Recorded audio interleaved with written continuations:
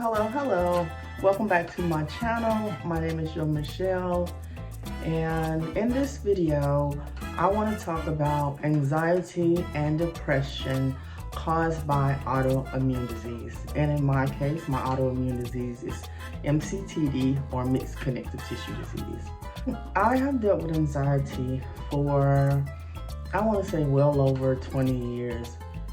I remember it getting worse around the age of 28. I remember it getting worse in my 20s. I used to get real bad panic attacks, heart palpitations, waking up feeling like I'm dying, real panicky on like freeways or while I was driving or if I was in crowds. It was really bad. It started affecting my life where I didn't want to go anywhere. I feared that I would have a panic attack in the middle of a crowd and people would look at me when I sat down on the ground from the panic attacks. I always felt like, if I felt like I was literally dying, like I couldn't breathe, my vision would go black, my heart would pound, I would sweat, sometimes pass out. When the anxiety and panic attack started, it caused me to have depression. The depression came from not being able to be in control of my life. I felt that the severe anxiety had taken over my life, and when I was not in an anxiety attack, I was in panic. When I wasn't having a full-blown panic attack, the anxiety that a panic attack was going to come kept me from doing things that I wanted to do. And I would push myself to try to continue as normal as possible, like working or grocery shopping for myself. And when Walmart was 24 hours, it was easier for me because at 3 o'clock in the morning, it was just easier for me to go in, not be around a lot of people. If I did have a panic attack, even though I was still fearful, it wasn't as great as it would be if I was in a crowded mall. I was told many different diagnoses. Let me throw in this disclaimer. I am not a doctor. Everything I say on this channel is mostly from my experience, also from Mayo Clinic things that I have looked up on mixed connective tissue disease, anxiety. Today, what I'm talking about is from my own experiences. Okay, so as I was saying, the anxiety had got me to the point that I was shopping late night. I didn't like to be around people. I had became a homebody for fear of having panic attacks in public. And with the panic attacks came the nausea and the stomach issues. But I believe that before my diagnosis of mixed connective tissue disease, all these problems could have been caused as a primary onset of my autoimmune disease. And the reason why I believe this is through research after I was diagnosed, I have found out that anxiety and depression and panic attacks are all signs of autoimmune. It can be caused by autoimmune issues. And I also later found out that I had POTS. And my POTS now is controlled with medication, not totally, but it's not as severe as it was. The medication that I take does help. And so when I was first going to the doctor, they diagnosed me with generalized anxiety disorder. Then I was diagnosed with bipolar 1 disorder. Then they told me I had a personality disorder, some type of personality disorder. I forgot the real name of it. But the whole time that I was going through all these doctors and seeing a psychiatrist, I think is one of those. I was saying to myself, I know I'm not crazy, you know what I'm saying? These things are happening. I'm not making these up in my mind. I was always a little bit more tired than normal, and I always thought it was because I had five children, you know. I was a mother of 5 and taking care of them every day. So I was like, oh, well, that's what I jacked the tiredness up to. And my babies was always on the schedule. So they would go to bed around 7:30, 8 o'clock, and I would go to bed around 10 o'clock every night. And then on the nights that I did choose to go out, you know, because I couldn't stay in the house all the time, or the times that I did choose to go out or go places, because I didn't stay in the house all the time. I did attend church, and I did, you know, used to go to like functions with friends rarely, but I did. I was always scared of a panic attack. And when I first started telling people that I was having an anxiety attack, I felt like many people took it as a joke. You know, I thought they was laughing at me. As a matter of fact, I knew there was, because I told some people, and they was like, you're just over dramatic, or things like that, which put me into fear. You know, it brought on the fear. It brought on the fear that people didn't believe me. It brought on the fear that everyone thought I was lying. So instead of dealing with the panic attacks, instead of dealing with the panic attacks and the depression, because I didn't like to take medication. You know, I would try a medication, and if it didn't work in a couple of months, I didn't want to take it anymore. So I weaned off that medication, and they would want to try me on another medication. And then I found out through taking all these medications, I was feeling worse. And so I was like, why take the medication? And I started believing the symptoms of bipolar and stuff like that, because I was like feeling, you know, depressed and sad. I wasn't like hyper or anything. I've always called myself like Eeyore. You know, it is what it is, and this is me. You know, I've always felt like that. But I did feel like I was overly depressed, and I am scared of being nauseous. I hate throwing up to the point that I would do anything in my power not to. And the last time that I can remember throwing up was probably 2 years ago. And that's because it just came out and I couldn't stop it. But before that, it was probably 10 years. And I would rather not eat than I would to throw up. And it has been to that point where I was so sick that I didn't eat or drink anything, and I got dehydrated. So I try not to get to that point. This last month or so after I had COVID, I have been really going through a hard time. When I started this YouTube channel about 3 weeks ago, I told myself that I wanted to do 2 videos a week, or at least 1. But I am an overachiever, and I want to be an overachiever. Like, I'm making this video late, and I don't think it's gonna post before midnight on Friday, which it was supposed to be posted by 6 p.m. on Friday. And, you know, and right now, I was like, I gotta do this video. I can't let the day go by without doing it. I had to do an essay today for political history class or something, history, that I'm not even gonna lie, I really am not that into, you know, but I don't want to fail this class because I needed to get my college degree. So I did the essay today. I had to push myself to get it done on time, and now I'm making this video. I'm making this video just to say, if you feel like something is different about yourself,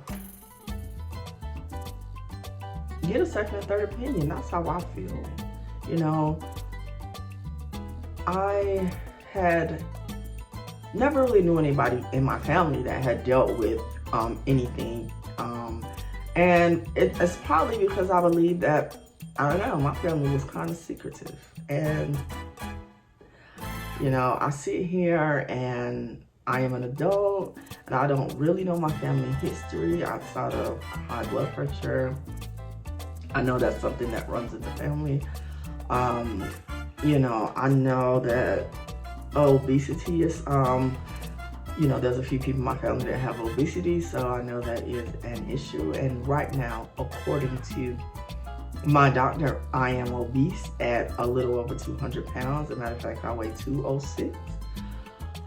And since getting sober and stopping smoking cigarettes and COVID, I have gained about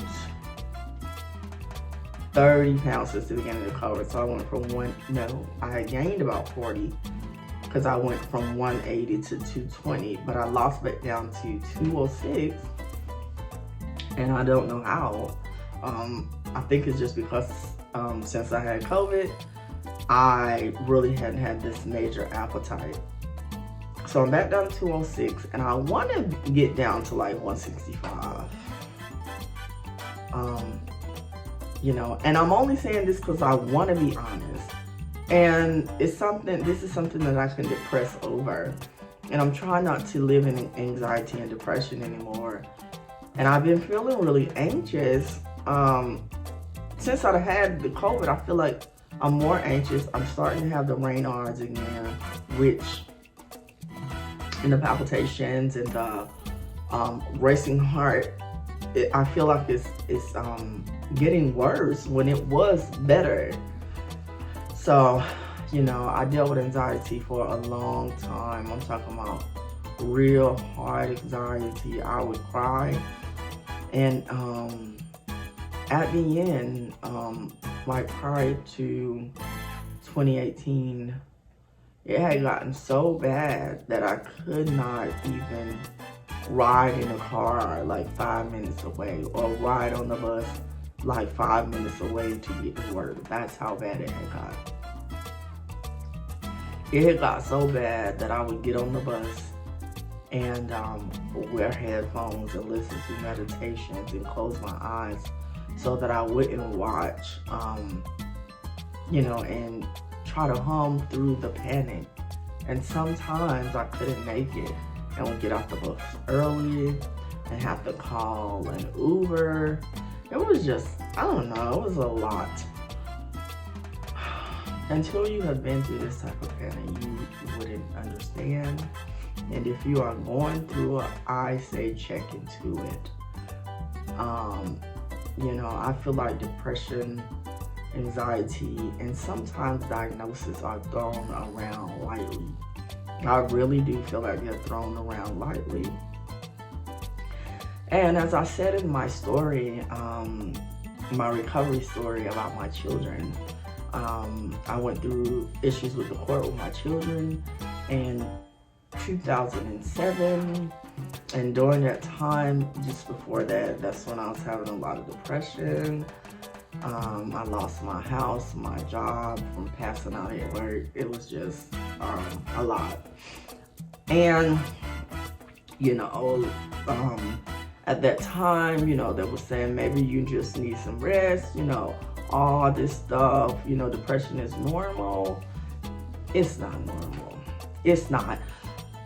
But at that time, I didn't know anything about all these things that I'm going through. And I feel like, you know, I could say my coulda, shoulda, wouldas, and when I say that, it's not that I, you know, wished I could change the past, because honestly, my past made me the wonderful woman I am today. My past has made me a warrior. It made me a fighter. It made me know how not to give up no matter what I'm going through. Like the last time I had suicidal feelings, about a little over probably 10 months ago, I did what I had to do and told somebody. I didn't hide, I didn't hold it in, you know, like, because today I want to live. And I know it's not me that's thinking these things. I know I'm not crazy when I think these things. I know that it's caused by my autoimmune inflammation, low blood, or anything that I'm dealing with can cause me to have like issues, you know what I'm saying? Like, but even in that, I want to say that you can get better.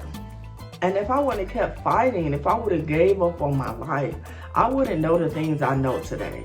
I wouldn't know that I have an autoimmune disease. Therefore, I couldn't tell my kids, what problems their mom have. Because there's things that I do for my kids because I know growing up, there's a lot of information that I don't know. Like, my mom passed away in 2011. And though she told me almost everything, there's some things that I don't know. I know she died young, around 50. I know that by the time, she had a stroke young, her dad passed young. And, it's things that I feared. When I'm getting close to that age, it's just things I want to know. In my mind, I feel like she had some type of autoimmune disease too. And I remember her talking to me, saying something about it, but I really didn't dig into it. Because when you love someone and they're just there, you don't think that like, oh, they're here today, gone tomorrow type thing. Like, you really, I really didn't think about death or think about, oh, my mom ain't gonna be here, when I'm in my 30s and 40s. I never thought about that. And I just try to get all the information I can about me so I can let my children, my offspring know about the health issues that I face. Not being like a hypochondriac or whatever, but just because I think medical family history is as good as any family history, Like, I feel like health is important to life. And, we all have our own issues in life, but I feel like things can be so much easier when you know what you can be predisposed through to genetics. I didn't find out that I had a chronic illness until I was almost near death.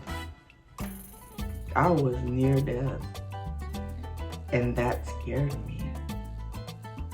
Because had I died, I would have had no information for my family.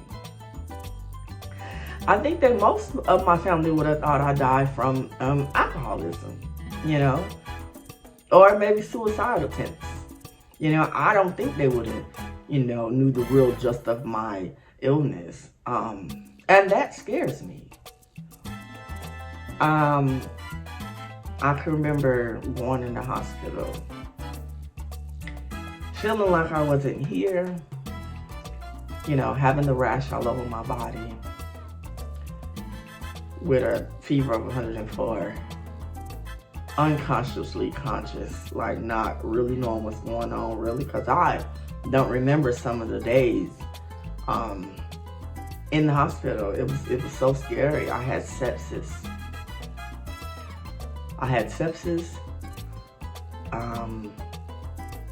I don't know what worked. I don't know if it was the antibiotics. I know I didn't eat now for 10 days. I don't even remember the 10 days really. And I'm glad that I lived. I'm glad that I lived to share my diagnosis with my kids and to share it with you guys and to share it with my family. This channel is the easy way to be honest with all of my followers, but also an easy way for me to share my life also with my family. I don't know, for some reason I feel like it's easier for me to, sit here and talk honestly in my kitchen to a camera and wait for people to see this so they can understand what I'm really going through. So yeah, I just want to say that fight for yourself. advocate for yourself. Don't take a diagnosis as final if you feel like it's something different. And I say this because we are the people that are in our bodies. You know, it's our body. We know what we go through. Even if you've been seeing a doctor for 5 years, they don't know your body more than you do. And I'm not saying that doctors ain't smart, because they did go to school for their education. So yeah, they do know some things. But as far as me and my body, I don't know. I just feel like if I had not advocated for myself and had not settled for, if I just settled with the diagnosis of GAD and personality disorder and what was the other one? Bipolar 1 or something. You know, I was told that I had hysteria. I was told that I was over exaggerating my symptoms. But I feel like a lot of doctors was willing to put me on anxiety meds. I was always scared because I've seen people addicted to pain meds. So I never took them, you know? I never really took them. And if I was in severe pain, I would take Tylenol or ibuprofen or use a heating pad and stuff like that. But now, today, I have to take medicine. I have to take medicine to be able to talk. I have to take medicine to just sit here and be able to eat, to function, to live. I still do not take any narcotic pain medicines. No. But I do take, what are they called? Like ibuprofen, and I do take a psychotherapy med that I'm not ashamed of. When I got sober, I was in this program, and I heard people say that you have to be fully, your body has to be fully clear of substances, medication. Oh no, nah. You know, I'm glad I had a mindset not to listen to that crap either, because I would, you know, I would be gone. So, you know, better lives are possible, you know, even through depression and stuff.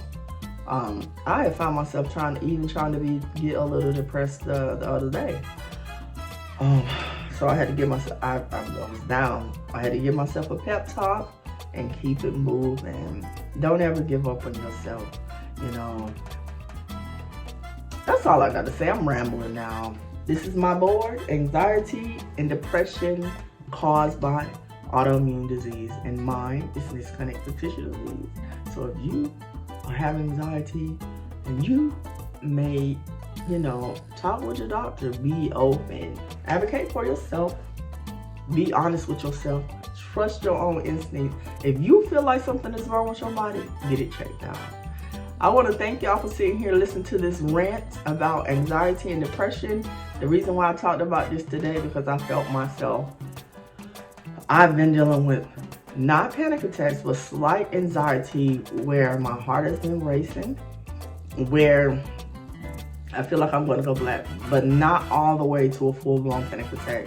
But I have been feeling anxiety, and when I feel anxiety, it also gives me depression. So I decided to talk about it today and keep honest with myself, honest with my followers, and anyone that sees my video. If you have any questions for me, please put it in the comments. Feel free to leave any comments. Please give me some type of feedback.